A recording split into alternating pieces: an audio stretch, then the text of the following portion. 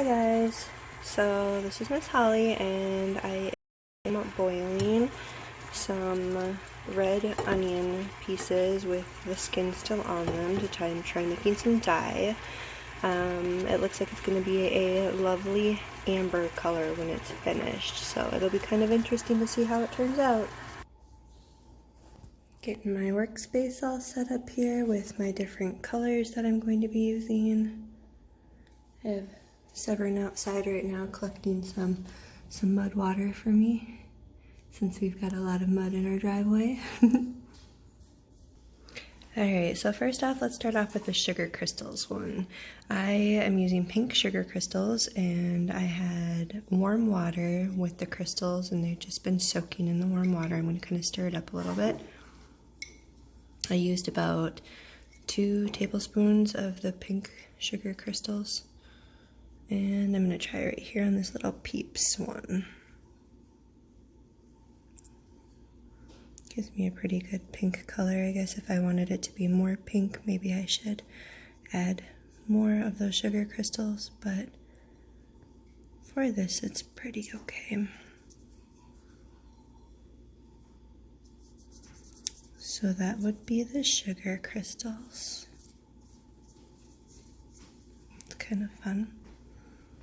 Alright, next I also have coffee. I made a pot of coffee this morning, and so I used the coffee from that, and then I also just added some extra coffee grounds to it, trying to make it a little bit darker. I felt like it was a little light. So let's try the coffee one. And yep, that is a little light. So maybe using some instant coffee would be better. I unfortunately don't have instant coffee at my house, so this is what I have. Maybe if your parents brew really strong coffee, you would be able to use that and it would probably give you a darker appearance. Alright, next I'm going to use this one. This again is warm water with I actually used ground cayenne pepper instead of the chili pepper. I felt like the ground cayenne had a more red color. So let's see how this one looks.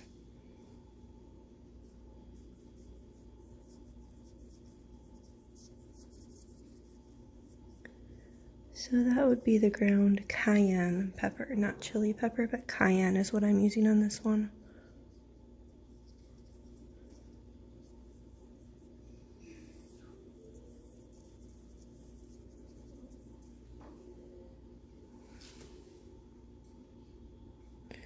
I also took the liberty of boiling a red onion and it gave me this beautiful amber color.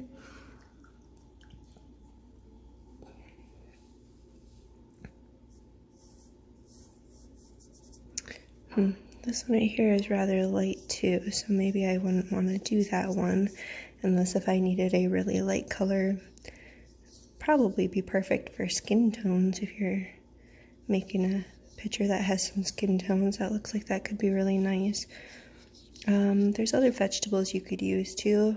You could boil some carrots or some beets. Beets give you a really nice color.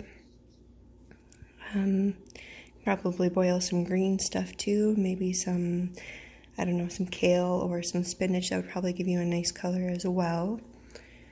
This is one of Zeta's tea bags. It says it's a black tea. I've had it in boiling water and then I've had it sitting in here for a while soaking, trying to get that color in there really good, but it's not as dark as I was hoping it was going to be, so let's try it.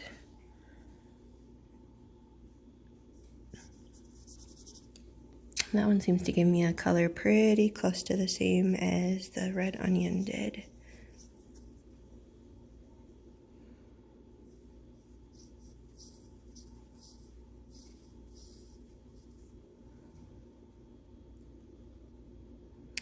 Maybe if I used a stronger tea, or maybe if I used more than just one tea bag and boiled it a little bit longer, maybe it would have given me a different color variation.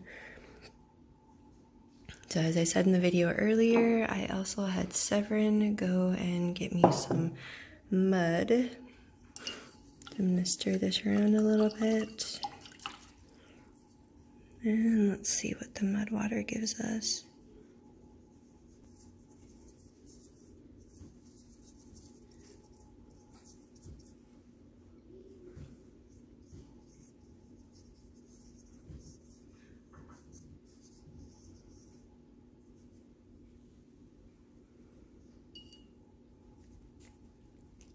So far I've tried the sugar crystals, the coffee, the black tea, the mud, boiled vegetable peels, which I used red onions, and then instead of the chili powder, I used the ground cayenne pepper. Alright, so this time I swapped my bowls around. This one right here, I used some black cherry Kool-Aid with a little bit of water. I did not add any sugar to it, I just used the powder. Please make sure that you ask your parents' permission before you just start using different stuff like this, and remember that the dye that is in food coloring and in Kool-Aid will stain stuff. It will stain your clothes, it could stain your table, so just make sure that you're cautious of that. So here I'm going to try the black cherry Kool-Aid.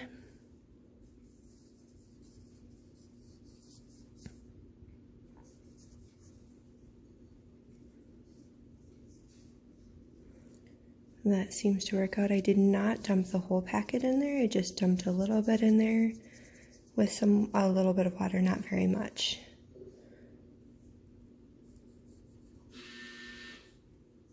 If you were to let this dry and then go back over it again, you would get a nice deep color saturation on that. This is pretty fun, cute little color here. I like it.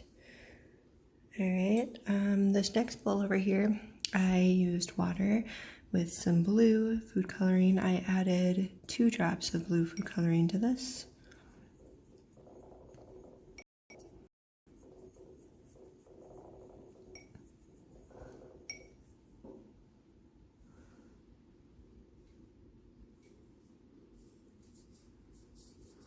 And the nice thing with food coloring is, I mean, it is in a sense like watercolors. You can have more color variations, and if you take your yellow food dye, mix it with your red food dye, you can have orange. You know, if you don't have any green but you have blue and yellow, you can mix those two together, obviously, and you can make green and the red and the blue to make purple, so you can get more color variations if you're using the food coloring. So that is nice if you don't have watercolors. This one right here, we had some raspberries in our refrigerator. They weren't very vibrant colors, but I did boil the water and then add the berries, and then I just used a fork to kind of crush them up in there. So this color is not going to be quite as vibrant as it would be if it was like a bright red berry, like maybe the strawberry, or it might give you kind of a purplish color if you had blueberries that you were using. So yeah, this one right here is not very colorful at all. Probably smell pretty good though and taste pretty good if you tried to lick it. Don't do that though. This one here, I had Severin go out and get me some grass. We didn't have very much, but I did boil it just so that I could try getting a different color. So it's kind of a neon green type color, it looks like. Try that over here.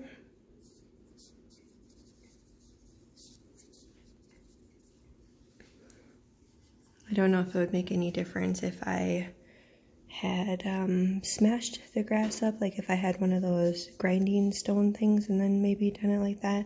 Maybe I would have gotten a different color from it, I'm not really sure. So that's those colors there. The egg dye in one, I actually don't have an egg dye kit here, but you are able to use food coloring, and I think they use like vinegar or something like that for the egg dyeing. It's basically just a dried out form of food coloring.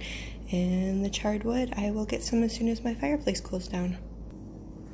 Alright, here I got a piece of charcoal out from my wood stove, and I am just going to attempt to smash it up with a fork a little bit and see if I can maybe get the water to turn a little bit of color. I do have warm water in there. So I will see what I can come up with. Alright, so as you can see, I have been smashing it around with my fork, and I have gotten some nice black coloring here. Please make sure that if you do try charcoal, that you make sure you wait until the charcoal is cooled down before you use it. I wouldn't want anybody to get burned. Alright. And let's see what this color looks like. So with the charcoal one, I still have some grainy looking stuff in there. That's just from where the pieces of the charred stuff was falling off. But this would be a nice way to get a gray or a black. I suppose if you left it sit for long enough, or maybe if you boiled the charcoal, maybe you might be able to get it to be more black. If you let your work dry, come back again later, add another layer to it, you could also get it darker by doing that. So